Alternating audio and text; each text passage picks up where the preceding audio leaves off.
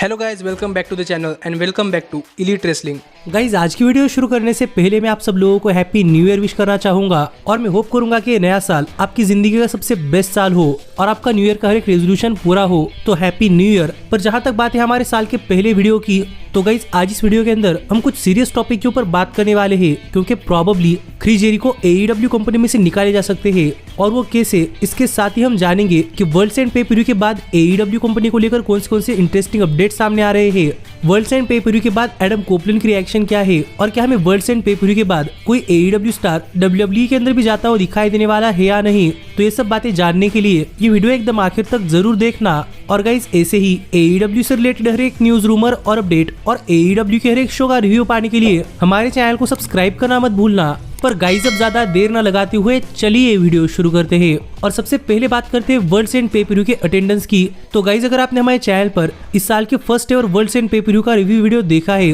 तो आपको तो पता ही होगा कि इस पे पर व्यू की अटेंडेंस काफी अच्छी खासी थी। और गाइस यहीं पर बताया जा रहा है कि वर्ल्ड्स एंड 2023 पे पर व्यू पूरी तरीके से सोल्ड आउट हो चुका था और यहाँ पर पे पर व्यू देखने के लिए करीब 10,000 लोग आए थे। जो देखा जाए तो वर्ल्ड्स एंड पे पर व्यू पर AEW का काफी बढ़िया अटेंडेंस नंबर है कि पे पर व्यू पूरी तरीके से सोल्ड आउट था और करीब 10,000 फैंस ये पे पर व्यू देखने के लिए आए थे। जिस पर आपका क्या कहना है आप मुझे कमेंट कर बताइए। पर मुझे देखना है कि AEW का यही रिकॉर्ड आगे भी कंटिन्यू होता है या नहीं और AEW अपना हर एक शो सोल्ड आउट कर पाती है या नहीं। पर फिलहाल के लिए हम आगे बढ़ते हैं और बात करते हैं हमारे अगले अपडेट की और जानते हैं कि वर्ल्ड्स एंड पे पर व्यू के पहले AEW कंपनी को क्यों अपना वर्ल्ड्स एंड पे पर व्यू का मैच कैंसिल करना पड़ा और मैं कीथ ली की जगह डस्टन रोड्स रेसल करते हुए दिखाई दिए। तो आपको तो पता ही होगा कि वर्ल्ड्स एंड पे पर व्यू के लिए कीथ ली वर्सेस स्वर्स सिटलैंड ये मैच ऑफिशियली कंफर्म था, लेकिन गाइस पे पर व्यू के दिन ही AEW ने ये मैच स्वर्स सिटलैंड वर्सेस कीथ ली से चेंज कर स्वर्स सिटलैंड वर्सेस डस्टन रोड से अनाउंस कर दिया। और AEW का ये मैच सडनली चेंज करने के पीछे की वजह बताई जा रही है कि गाइस वर्ल्ड्स एंड पे पर व्यू के दिन कीथ ली को रेसल करने के लिए क्लियर नहीं किया गया था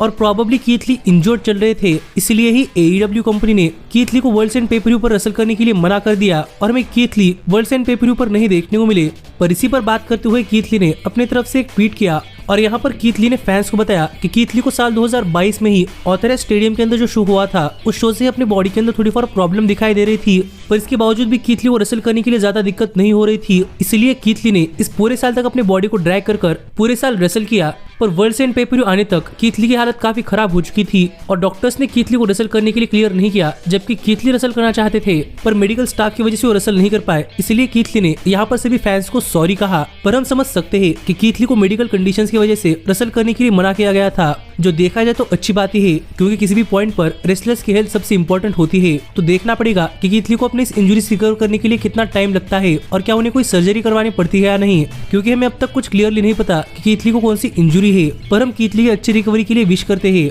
पर हम वर्ल्ड्स एंड पे पर व्यू के बारे में बात कर ही रहे हैं तो हम लगे हाथ एडम कोल के बारे में बात कर लेते हैं, क्योंकि वर्ल्ड्स एंड पे पर व्यू के बाद एडम कोल के भी रिएक्शन सामने आए हैं, जहां पर सबसे पहले AEW ने अपने सोशल मीडिया हैंडल्स पर एक फोटो शेयर किया है जहां पर आप एडम कोल को डेविल बनकर यहाँ पर अपने काफी सारे साथीदारों के साथ देख ही सकते हैं, जहां पर द किंगडम, रॉड्रिक स्ट्रॉन्ग और वार्डलो भी है। पर यहीं पर वर्ल्ड्स एंड पे पर व्यू के बाद अपना साइलेंस ब्रेक करते हुए एडम कोल ने सिंपली एक ट्वीट किया और लिखा कि नए साल के नए एडम कोल है जो कि हीरो है, जो बात पता नहीं कितने सारे लोग मानते हैं, लेकिन गाइस देखा जाए तो सच में एडम कोल का डेविल होना ये काफी बढ़िया चीज थी। पर एडम कोल के साथ साथ यहीं पर और कई सारे सुपरस्टार्स का रिएक्शन भी सामने आया है, जहाँ पर सबसे पहले अगर हम बात करें एडम कोपलैंड की, जो कि हमें वर्ल्ड्स एंड पे पर व्यू के अंदर एक काफी शानदार मैच डिलीवर करते हुए दिखाई दिए थे। जो मैच अगर आपने अब तक नहीं देखा तो आप पूरा मैच ऊपर आए हुए कार्ड के ऊपर क्लिक कर हमारे वेबसाइट के ऊपर जाकर चेकआउट कर सकते हैं। और अगर आपने ये मैच देखा है तो आपको तो पता ही होगा कि हमें इस मैच के अंदर एडम कोपलैंड TNT चैंपियन बनते हुए दिखाई दिए थे, पर इसके बाद क्रिश्चियन केज ने अपना कॉन्ट्रैक्ट कैश इन किया और फिर एक बार एडम कोपलैंड से उनकी चैंपियनशिप ले ली। और यहीं पर सरप्राइजिंगली AEW कंपनी ने अपनी वेबसाइट पर चैंपियनशिप हिस्ट्री के अंदर एडम कोपलैंड की TNT चैंपियनशिप टाइटल रेन को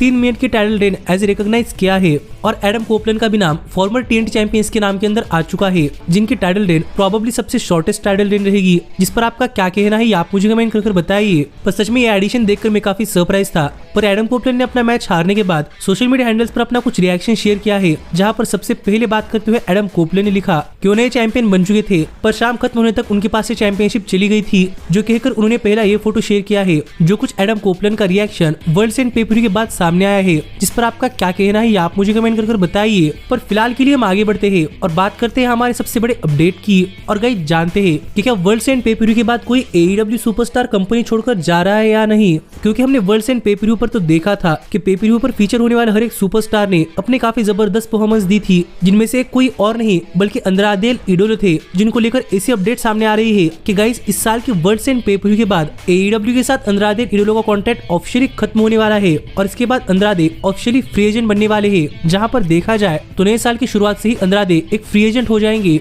और शायद हमें अंद्रादे AEW के साथ रिसाइन नहीं करते हुए दिखाई देने वाले, जो बात टोनी खान ने अपने पोस्ट मीडिया स्क्रम के अंदर बात करते हुए कही थी कि उन्हें देखना है कि अंद्रादे का फ्यूचर क्या होता है। जिस टोनी खान के लाइन से तो हम समझ सकते थे कि अब तक तो अंद्रादे ने AEW कंपनी के साथ रिसाइन नहीं किया, लेकिन गाइस यहीं पर बताया जा रहा है कि प्रोबेबली हमें अंद्रादे अब AEW कंपनी छोड़कर दोबारा से WWE के अंदर लौटते हुए दिखाई दे सकते हैं और बताया जा रहा है कि अंद्रादे का WWE रिटर्न इतना जल्दी यानी कि नेक्स्ट मंडे नाइट प्रॉपर ही हो सकता है। जो देखा जाए तो अंद्रादे को लेकर एक काफी बड़ी अपडेट है कि अंद्रादे अब इमीडिएटली AEW कंपनी छोड़कर पॉसिबली WWE कंपनी अंदर लौट सकते हैं। जिस पर आपका क्या कहना है आप मुझे कमेंट कर बताइए। पर सच में मैं ये देखकर काफी खुश हूँ कि माना कि अंद्रादे ने AEW कंपनी के साथ रिसाइन करने का डिसीजन नहीं लिया, पर इसके बावजूद भी टोनी खान ने अंद्रादे को डैमेज नहीं किया और उन्हें अपने टेलीविजन से दूर नहीं रखा, बल्कि टोनी खान ने अंद्रादे को एक प्रॉपर फाइनल मैच दिया है। जिस पर आपका क्या कहना है आप मुझे कमेंट कर बताइए। पर अब देखना पड़ेगा कि अंद्रादे का फ्यूचर क्या होता है। पर फिलहाल के लिए हम आगे बढ़ते हैं और बात करते हैं सबसे कंसर्निंग अपडेट की और गाइस जानते हैं कि किस तरीके से प्रोबेबली क्रिस जेरिको को AEW कंपनी में से निकाल दिया जा सकता है।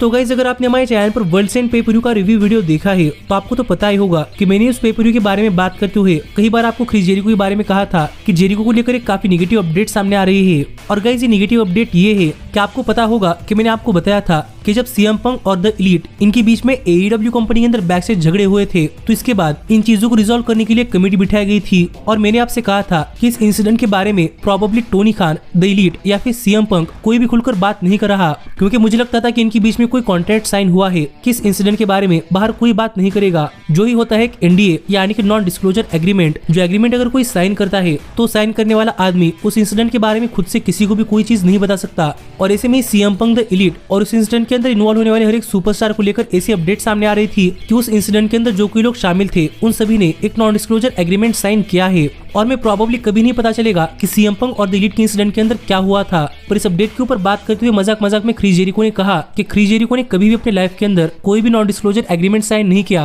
क्योंकि यह क्रिस जेरिको की लाइफ है और उनकी लाइफ के अंदर जो कुछ होता है वो जेरिको हर एक आदमी को बता सकते हैं। और अगर किसी को जानना है कि CM पंक के साथ क्या हुआ था तो वो क्रिस जेरिको से पूछ सकता है, क्योंकि जेरिको ने पूरा इंसिडेंट अपने आंखों से देखा है। जो बातें कहते हुए क्रिस जेरिको ने यूं ही अपनी बढ़ाई कर दी, पर इसके बाद जेरिको पर काफी बड़े बड़े एलिगेशंस लगे, क्योंकि यहाँ पर हाउस ऑफ रेसलिंग के निक हाउसमैन ने अपने ब्रॉडकास्ट के अंदर बात करते हुए कहा कि क्रिस जेरिको कह रहे हैं कि उन्होंने अपनी लाइफ के अंदर कभी भी कोई नॉन डिस्क्लोजर एग्रीमेंट साइन नहीं किया, पर जेरिको ने डेफिनेटली दूसरों से नॉन डिस्क्लोजर एग्रीमेंट साइन करवाया है, क्योंकि जेरिको इतने बड़े सुपरस्टार है तो उनकी इमेज को अगर कोई चीज हार्म करती है तो जेरिको उस इंसिडेंट में इन्वॉल्व होने वाले हर एक सुपरस्टार को एक नॉन डिस्क्लोजर एग्रीमेंट साइन करवाने के लिए कहते हैं। और जेरिको ने पहले भी ऐसी कई सारी चीजें की है जो रिपोर्ट हाउस ऑफ रेसलिंग के निक हाउसमैन ने रिवील की और इस पर थोड़े फार अपडेट सामने आए और कुछ पुराने ट्वीट्स वायरल होने लगे, जहां पर बताया जा रहा था कि AEW कंपनी जब शुरू हुई थी तब कंपनी के अंदर जो एक नई रेसलर आई थी जिनका के नाम था काइली रे, जो कि एक काफी टैलेंटेड रेसलर दिखाई दे रही थी और लग रहा था कि वो AEW के साथ साइन कर सकती है, पर वो AEW के साथ नहीं आई और उन्होंने कंपनी से अपना रिलीज मांगा, जिसके बाद हमें कुछ क्लियरली नहीं पता है काइली रे के साथ क्या हुआ। लेकिन इन ट्वीट्स के अंदर कहा गया था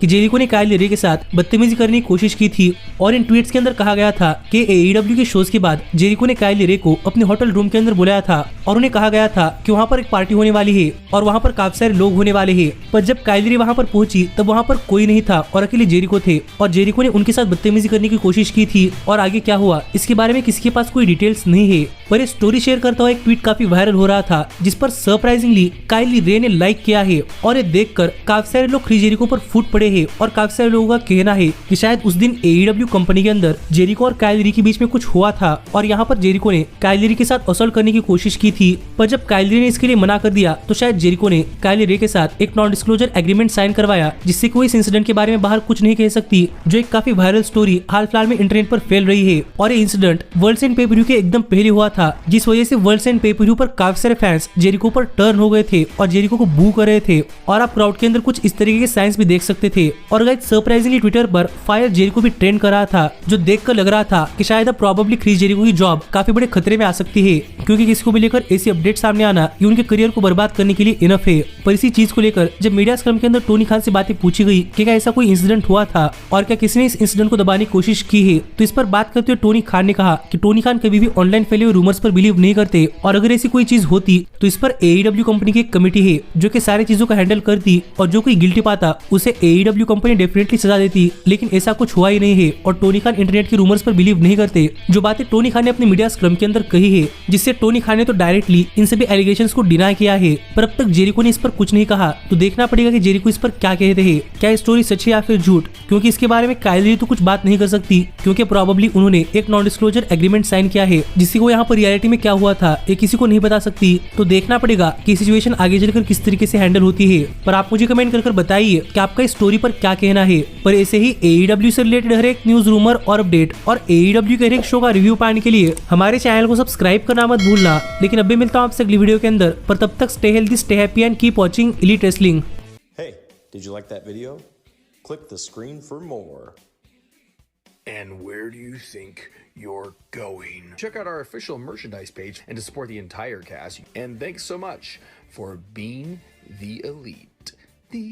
elite, the elite. What, Nick, you're not going to sing it all with me this time?